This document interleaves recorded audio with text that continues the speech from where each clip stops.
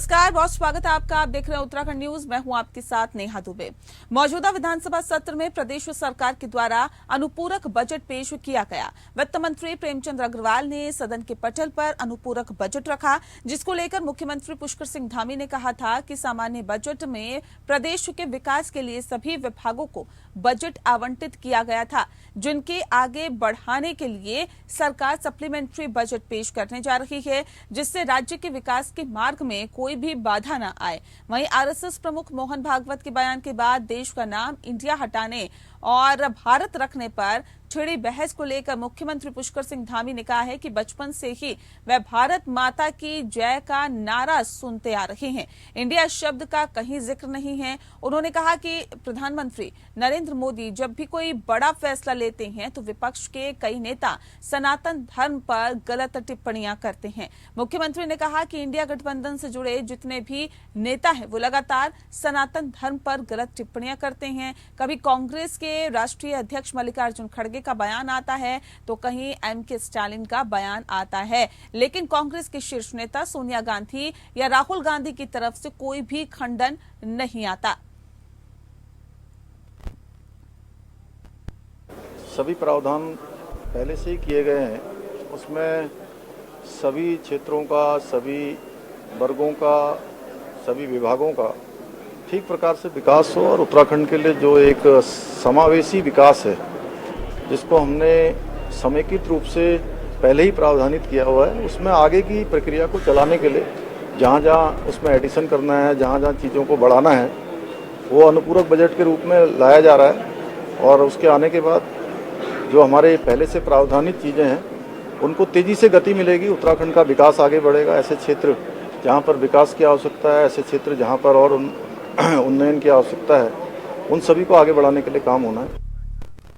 विधानसभा में मानसून सत्र के दूसरे दिन कांग्रेस के लिए एक बड़ी खबर सामने आई है। इस दौरान 15 कांग्रेस विधायकों का निलंबन निरस्त कर दिया गया है। विधानसभा अध्यक्ष ऋतु खंडूरी ने निलंबन निरस्त का प्रस्ताव पारित किया। वहीं कांग्रेस विधायक प्रीतम सिंह ने 14 मार्च को गैरसैंण में विधानसभा सत्र के दौरान कांग्रेस विधायकों को निलंबित करने का मुद्दा उठाया। कांग्रेस विधायक प्रीतम सिंह ने कहा कि नियम के तहत निलंबन नहीं हुआ, सरकार की तरफ से किसी के द्वारा निलंबन का प्रस्ताव नहीं रखा गया, इसीलिए निलंबन गलत था। प्रीतम सिंह ने कहा कि लोकसभा और राज्यसभा में भी सांसदों का निलंबन सरकार की तरफ से प्रस्ताव जाने पर ही होता है। इसके बाद विधानसभा अध्यक्ष ने कांग्रेस विधायकों के निलंबन को वापस ले लिया।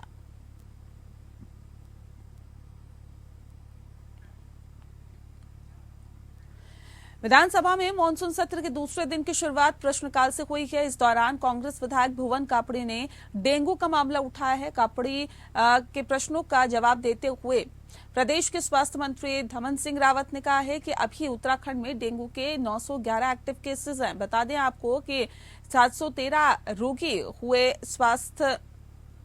स्वस्थ हो गए हैं, जबकि 5 लोगों की मौत हो गई है, जिनमें 3 कैंसर से पीड़ित थे। और वहीं इस दौरान सदन में मुख्यमंत्री पुष्कर सिंह धामी और सभी कैबिनेट मंत्री मौजूद रहे।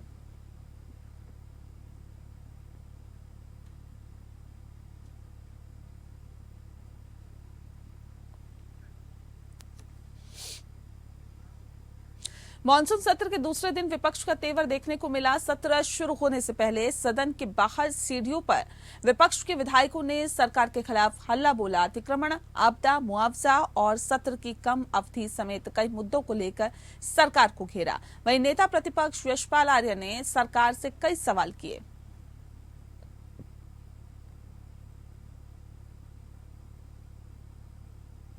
सरकार ने कोई पैरवी नहीं की। सरकार ने माननीय उच्चतम न्यायालय में जाना चाहिए था, मजबूत पैरवी करनी चाहिए थी, पीड़ित परिवारों का पक्ष रखना चाहिए था, लेकिन सरकार ने इस दिशा में कोई ध्यान नहीं दिया है।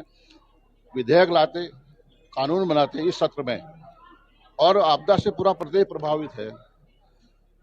जो नेशनल हाईवे हैं, स्टेट हाईवे हैं, जिला मार्ग हैं, सब बंद पड़े हुए हैं। इस बात को माननीय मुख्यमंत्री जी लगातार कह रहे हैं कि सड़कें खोली जाएंगी, और कई मौतें हो चुकी हैं, कई घर टूट चुके हैं। मुआवजा नाम की कोई चीज नहीं है। हरिद्वार, उधमसिंह नगर, तराई का पूरा हिस्सा जलमग्न हो चुका है और फसलें बर्बाद हो गई हैं। पहाड़ की भी यही हालत है, जो सब्जी है, फल है, बागवानी है, पूरी तहस तहस हो चुकी है। लेकिन सरकार ने मुआवजे के नाम पर इतिश्री कर ली है। और बेरोजगारी, इस मुद्दे पर भी हम सरकार को साफ तौर से चेताना चाहेंगे। सरकार ने जो कहा था कि हम 2000 नौजवानों को 22,000 नौजवानों को रोजगार देंगे, आज सरकार नौकरी देने के बजाय नौकरी छीन रही है। विधानसभा सत्र के दूसरे दिन खानपुर से निर्दलीय विधायक उमेश कुमार ट्रैक्टर पर सवार होकर विधानसभा पहुंचे। इस दौरान ट्रैक्टर ट्रॉली पर रखे सड़ी फसल को देखकर ट्रैक्टर को विधानसभा गेट पर रोक दिया गया। वहीं सुरक्षाकर्मी बड़ी संख्या में गेट और गेट की दूसरी तरफ पहुंच गए। इस बीच निर्दलीय विधायक और अधिकारियों के बीच तीखी बहस भी हुई। वहीं इस मौके पर उमेश कुमार ने सिंचाई मंत्री सतपाल महाराज पर गंभीर आरोप भी लगाए हैं।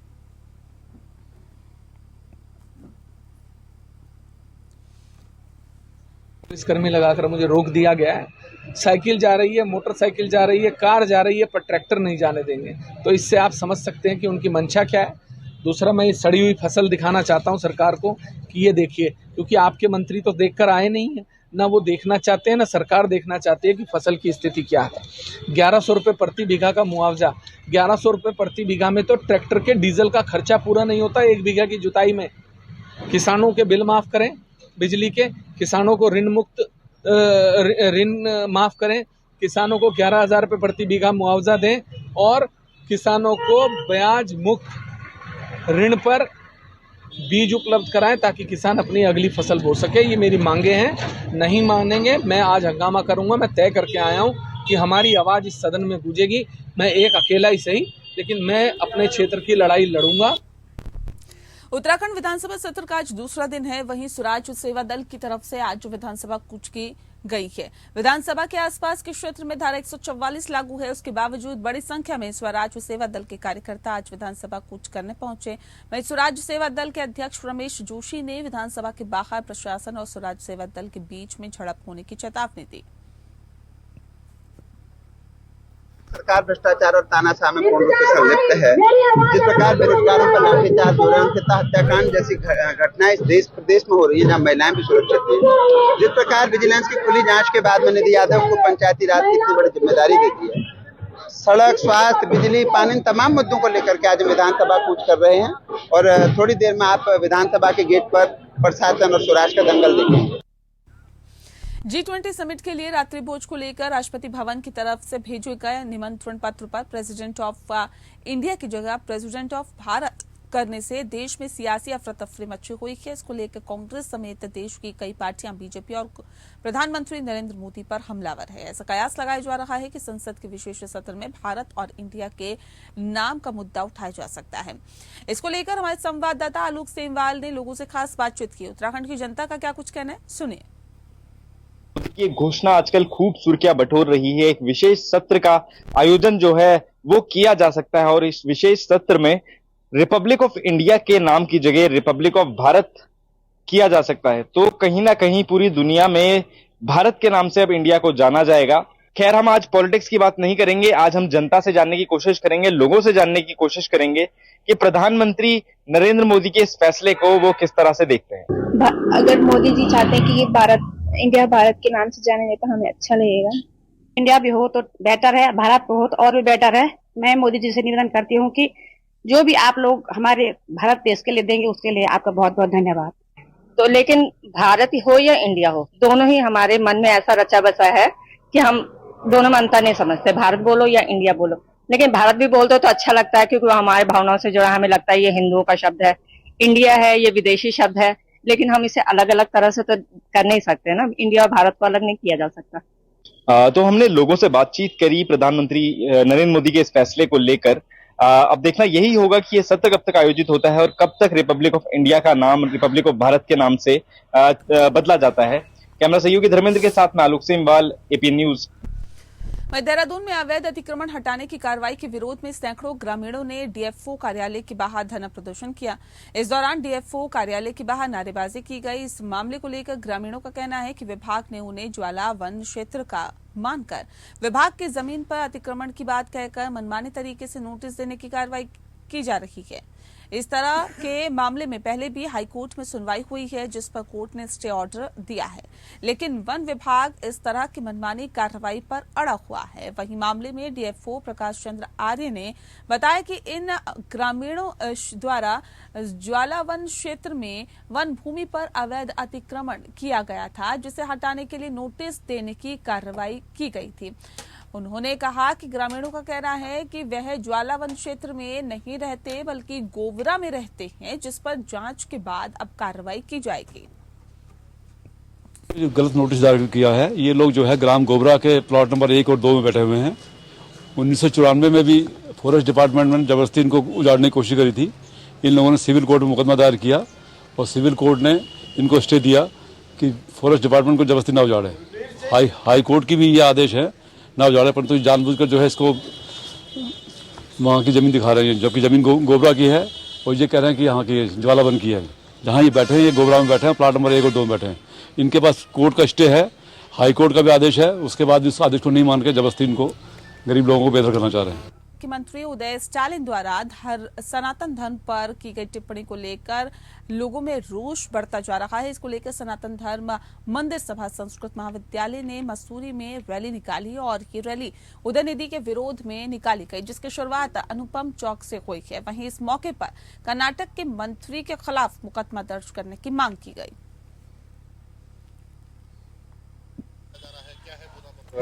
ये पूरा प्रकरण तमिलनाडु के एक मंत्री द्वारा, उदयनिधि महाराज द्वारा जो सनातन धर्म पर टिप्पणी की गई है, उसकी हम घोर भर्त्सना करते हैं, घोर निंदा करते हैं।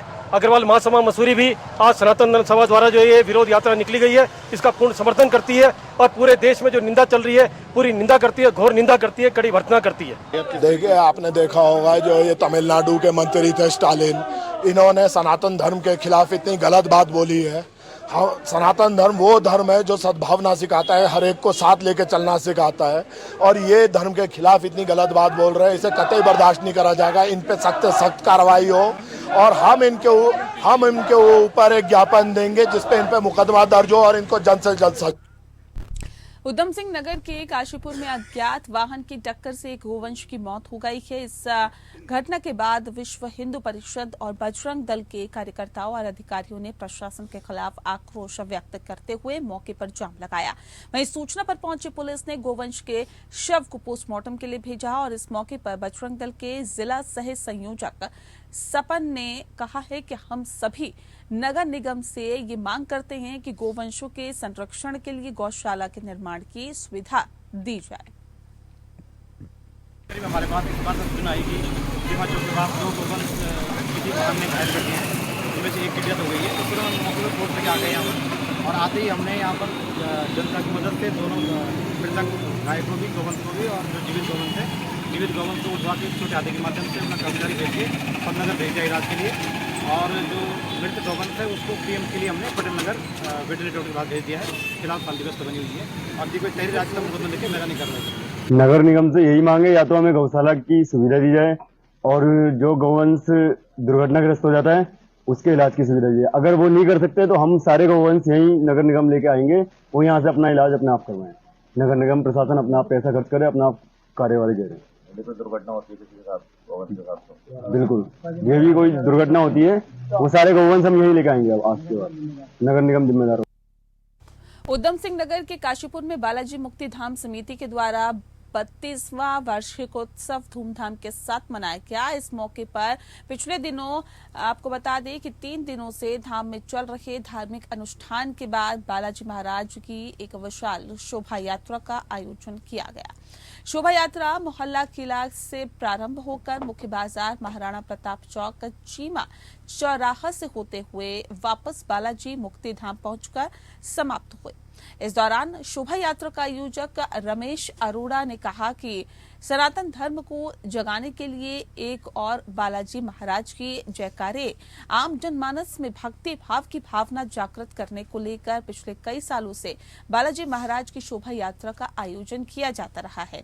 शोभा यात्रा में भगवान गणेश, शेरावाली मां काली, राधा कृष्ण, शंकर भगवान, पंचमुखी हनुमान, खाटू श्याम बाबा, शिव परिवार, शेषनाग पर भगवान कृष्ण, बाबा महाकाल के साथ बैंड का भी आयोजन किया गया है।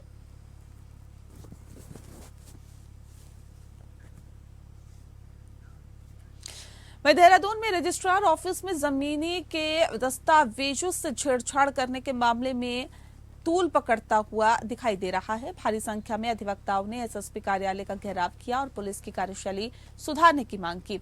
इस दौरान अधिवक्ताओं ने देहरादून पुलिस पर वकीलों का शोषण करने का आरोप लगाया। दरअसल रजिस्ट्रार कार्यालय में जमीनों के कागजों में फेरबदल कर करोड़ों रुपए के बंदरबाट का मामला सामने आया था, जिसमें अनियमितता सामने आने पर दून पुलिस ने नामी वकील केपी सिंह समेत 9 लोगों को गिरफ्तार किया।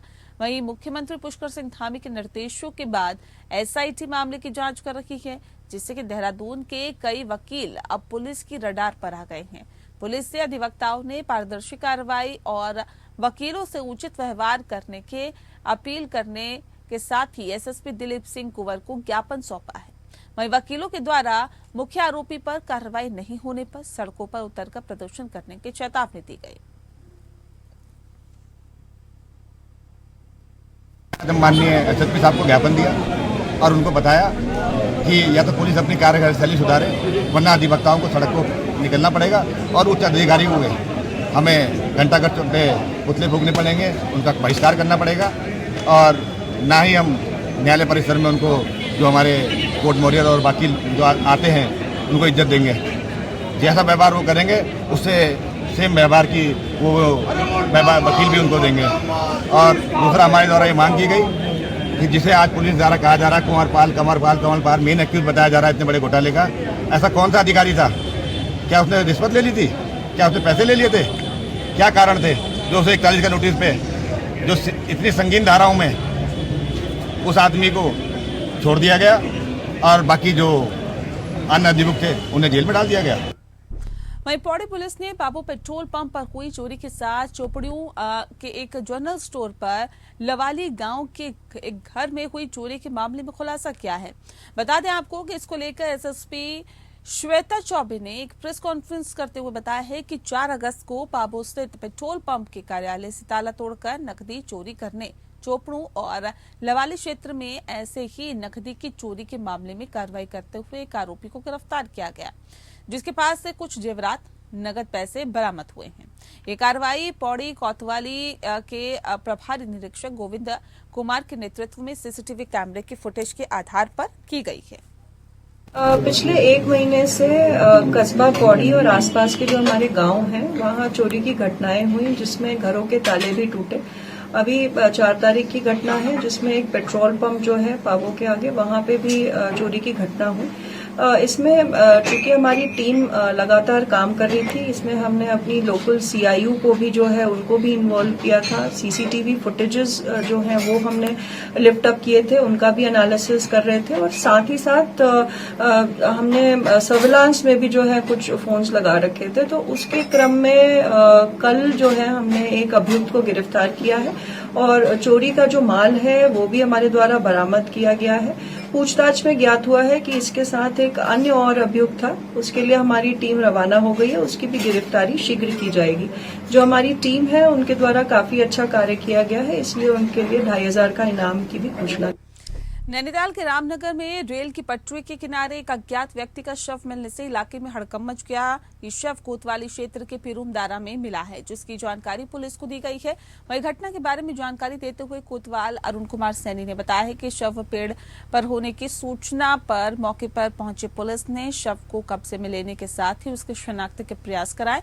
हालांकि अभी तक शव की पहचान नहीं हो पाई है। उन्होंने बताया कि शव 2 से 3 दिन पुराना बताया जा रहा है और शनाख्त के लिए सरकारी अस्पताल की मॉर्चरी में रखवा दिया गया है।